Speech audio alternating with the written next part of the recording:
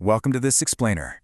Between 2022 and 2026, Karnataka's educational system went through a literally massive transformation in how it handles religious markers in schools.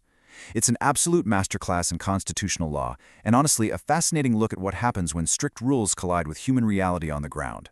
To really unpack this evolution, we need to take a step back from the heated political headlines. By focusing strictly on the legal milestones and the societal turning points, we can see exactly how policy is forced to adapt to real life. We're going to trace this timeline objectively, milestone by milestone, to see exactly how a government navigated one of its most complex civic challenges. It's crazy to think about, but in just 4 short years, this entire system transformed. It went from enforcing absolute, rigid uniformity in 2022 to adopting a groundbreaking middle path of reasonable accommodation by 2026. So how exactly do you go from a total strict ban to a structured compromise that quickly? Let's trace the trigger points that set this rapid evolution in motion. Okay, so it all started in Udupi back in 2022, when female students were denied entry to their classrooms for wearing the hijab. It quickly ignited statewide protests. This eventually culminated in a February government order mandating secular uniforms and stripping away all religious markers. Almost overnight, a localized school dispute escalated into massive constitutional questions about Article 25 and the fundamental freedom of religion in India. To resolve this, the Karnataka High Court relied on something called the Essential Religious Practice Doctrine, or the ERP test. Notice the core criteria they used here. Is the practice explicitly required by Scripture? Does the religion basically collapse without it? While the court ultimately decided that wearing the hijab was optional rather than essential, ruling that the state's authority over uniforms overrides individual religious practice. This ruling highlights a pretty fascinating underlying philosophy. The court essentially framed classrooms as qualified public spaces, treating schools almost like mini nations. The logic is that your fundamental rights are actually limited the moment you step through those gates. The goal was pure egalitarianism, using the uniform to completely erase socioeconomic and religious differences during learning hours, strictly upholding the secular authority of the state. But, as you might guess, that strict interpretation didn't end the conversation. Instead, it escalated it all the way up to the highest legal authority in the land, the Supreme Court of India. But rather than a swift resolution, what the nation got was a massive legal deadlock. The Supreme Court became the stage for a really profound battle of ideas that left everyone waiting for a definitive answer. This split verdict perfectly captures the core philosophical clash of the era. On one hand, you had Justice Seaman Gupta arguing for discipline and uniformity, believing equality literally means strict sameness to avoid divisiveness. But on the exact opposite side, Justice Sudhanshu Dhulia prioritized education and choice. He argued that if a uniform ban acts as a barrier to a girl entering the school, the state's absolute primary duty is to accommodate her education above all else. Because of this fundamental split, the entire definition of an essential religious practice was kicked up to a 9-judge constitutional bench. Now, 9 judges, that is an immense deal in the legal world. But while the higher court prepared to tackle this giant question, it left an immediate gaping legal vacuum on the ground for the school administrators trying to operate day to day.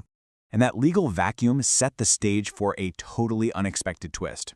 By the time the 2025 Common Entrance Tests, the CET exams, rolled around in Bidar and Bengaluru, the crisis had expanded far beyond the hijab.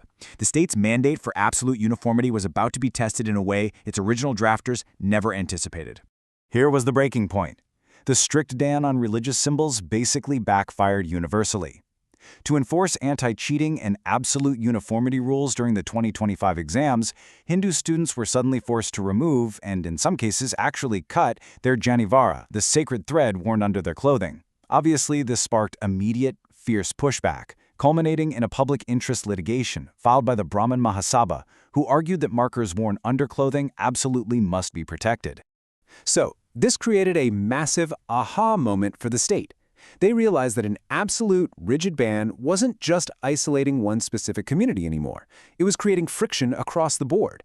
The very policy designed to prevent divisiveness was causing universal disruption, forcing a structural reevaluation of how secularism actually works in public schools. Which brings us to May 13, 2026. Recognizing the deep flaws in absolute rigidity, the Karnataka government issued a landmark order. They officially withdrew the strict 2022 restrictions, formally shifting their stance from mandated exclusion to a much more nuanced, practical policy of reasonable accommodation. This wasn't just a slight adjustment, it was a fundamental shift in how the state viewed its relationship with its students. Looking at the data here, it paints such a clear picture of this incredible journey. The state started at near 95% maximum rigidity with the 2022 ban. Then came the gray zone of 2024, characterized by 50% uncertainty due to the Supreme Court deadlock. Finally, notice the shift to 2026, a balanced 30% inclusivity model. It's essentially a government learning to bend without breaking its institutional framework. But what does reasonable accommodation actually look like in practice? Well, it's not a free-for-all. It's a highly structured compromise. Students must still wear the prescribed uniform, but limited religious markers like the hijab or janivara are permitted. The catch? These markers have to color coordinate with the uniform to maintain visual cohesion, and crucially, they must be completely inspectable during exams for security without compromising a student's dignity. The absolutely crucial takeaway from this 2026 policy is a massive philosophical pivot. By allowing a uniform plus a limited marker, the state fundamentally changed its priority. It declared that a child's access to education and their presence in the classroom is far more important than the absolute uncompromising standardization of their appearance. As we look back at this intense 4-year timeline, from the protests of Udupi to the exam halls of Bengaluru and finally to the compromise of 2026, we are left with one vital question.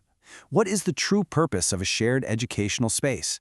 Should the classroom be a place of absolute uniformity that erases all outside identities, or should it be a place where we learn to study and thrive alongside our fundamental differences? It's a question every democracy must answer. Thanks for joining me on this explainer.